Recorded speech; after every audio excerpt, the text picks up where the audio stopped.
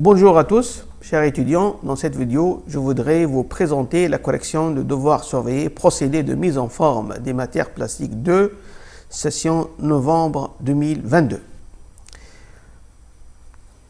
Avant de passer à la correction, je vous demande de télécharger le DS, procédé de mise en forme des matières plastiques. Il suffit de consulter le site shushenslim.com, passer à l'article 10, procédé de mise en forme des matières plastiques pour la licence,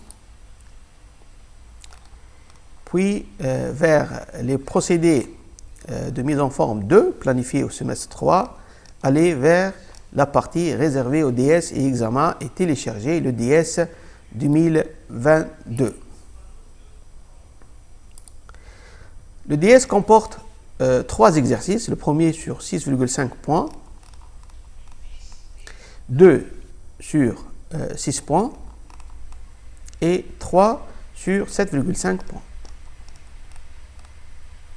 Vous pouvez aussi me suivre sur ma chaîne YouTube, Slim Shushen.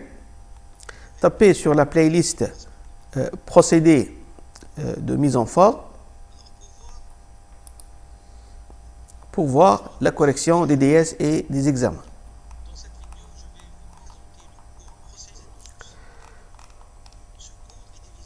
Alors, on commence par l'exercice numéro 1. Traditionnellement, les transformateurs des matières plastiques par injection utilisent des presses à injecter basées sur un système hydraulique. Depuis le début des années 80, une nouvelle alternative au système hydraulique a fait son apparition. La presse à injection horizontale entièrement électrique. Première question, quels sont les avantages des presses électriques? Citez au moins 3 avantages. Le premier avantage, c'est les coûts d'exploitation inférieurs grâce à la réduction de la consommation d'eau et d'électricité, la suppression de traitement des huiles usagées et des consommables tels que les filtres, les joints, la possibilité de réduire les temps de cycle. Deuxièmement, un contrôle optimal des mouvements et des cycles grâce à la précision des servomoteurs, la gestion indépendante de ceux-ci par une commande numérique avec une reproductibilité parfaite. Troisième avantage, c'est un environnement plus confortable grâce à un niveau sonore très faible, l'absence de fuite ou de vaporisation d'huile.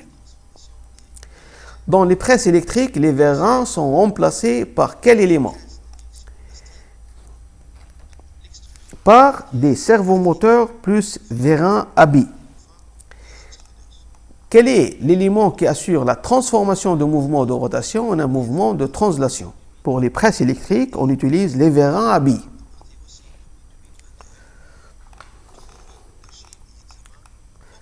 La figure 1 présente une unité d'injection avec une transmission par croix corontée.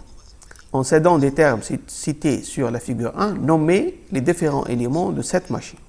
On commence par le plateau fixe, la poulie, capteur de pression, le vérin à billes, le servomoteur d'injection, poulie, croix corontée, poulie, écrou à billes, servomoteur de plastification, bâti, écrou à billes, moteur réducteur de l'unité d'injection, poulie, croix corontée, poulie, vérin à billes, rondelle Belleville, croix corontée, poulie.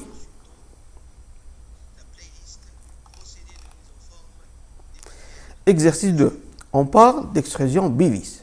Lorsque l'on a affaire à 2 vis, généralement parallèles, tournant à l'intérieur d'un fourreau. Quels sont les 2 critères principaux permettant de classer les différents systèmes bivis?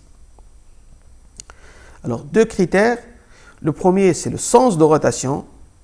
Le deuxième, c'est l'interpénétration entre les 2 vis. Deuxième question, citez les 4 types d'extrudeuses bivis. Pour le sens de rotation, les vis sont dites corotatives si elles tournent dans le même sens et contra-rotatives si elles tournent en sens inverse l'une de l'autre. Pour l'interpénétration, les vis sont dites interpénétrées lorsque le filet de l'une pénètre plus ou moins profondément dans le chenal de la vis voisine. On parlera alors des vis partiellement ou totalement interpénétrées. Il existe des extrudeuses à vis corrotatifs interpénétrés ou bien à vis corrotatifs non interpénétrés, des extrudeuses à vis contrarotatifs interpénétrés et enfin des extrudeuses à vis contrarotatifs non interpénétrés. Quelles sont les spécificités de l'extrusion bivis? La spécificité de l'extrusion bivis offre une possibilité d'avoir un débit important avec une rapidité de mécanisme de fusion de la matière. Quatrièmement, quel type d'extrudeuse bivis qui offre une meilleure capacité de pompage?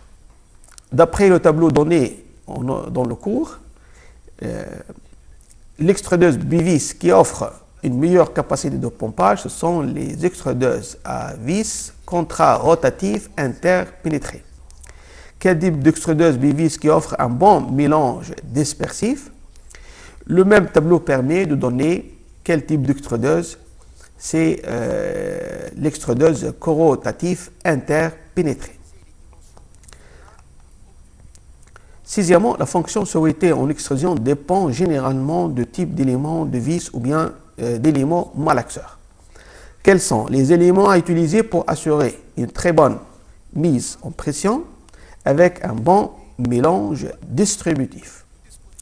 Une vis à pas direct avec un filet ou bien deux filets et un malaxeur bilobe ou bien trilobe.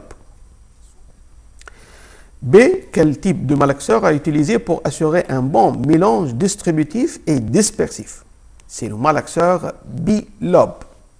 Troisième exercice. L'extrusion gonflage est une variante de l'extrusion qui permet de fabriquer des fils plastiques. Première question, nommer et compléter les schémas des différents systèmes de refroidissement externe suivants. Le premier, c'est refroidissement par chicane. Le deuxième, par lèvre. Et le troisième, par diaphragme. Donc, le schéma suivant montre les différents types de systèmes de refroidissement externe. Deuxièmement, quelle est la fonction de la corbeille de calibrage représentée par schéma le système à ciseaux? Le panier de calibrage permet un guidage de la bulle ou bien assure le maintien du ballon pendant sa montée vers le banc de tirage. Le schéma suivant montre le système à ciseaux utilisé pour la corbeille de calibrage. Troisième question, quel est le rôle de sabot? La fonction de sabot est de guider le ballon et de former les soufflets. Quatrièmement, pourquoi il est nécessaire de faire une mise à plat progressive de film afin d'éviter les plis. Une remarque, le dispositif de mise à plat peut également être utilisé comme moyen complémentaire de refroidissement. Quel est le rôle du système d'enroulement? Il consiste à conditionner et découper le produit. Sixièmement, notons que l'extrusion gonflage est un procédé qui peut être réalisé vers le haut, vers le bas ou encore horizontalement suivant les matériaux utilisés. Reliez par flèche chaque matériau avec la disposition correspondante. Alors, pour le PP, l'extrusion vers le bas associée à un refroidissement dans un bain d'eau se pratique dans le cas de PP, ce qui confère au film une excellente transparence grâce au refroidissement brutal. Pour le PE, on utilise l'extrusion gonflage vers le haut. Dans le cas de polyéthylène basse densité et haute densité et leurs copolymères. L'extrusion horizontale est quant à elle utilisée dans le cas de PVC, ce qui supprime la tête d'équerre de la filière dans laquelle la matière risquerait de brûler puisque le PVC est sensible à la chaleur.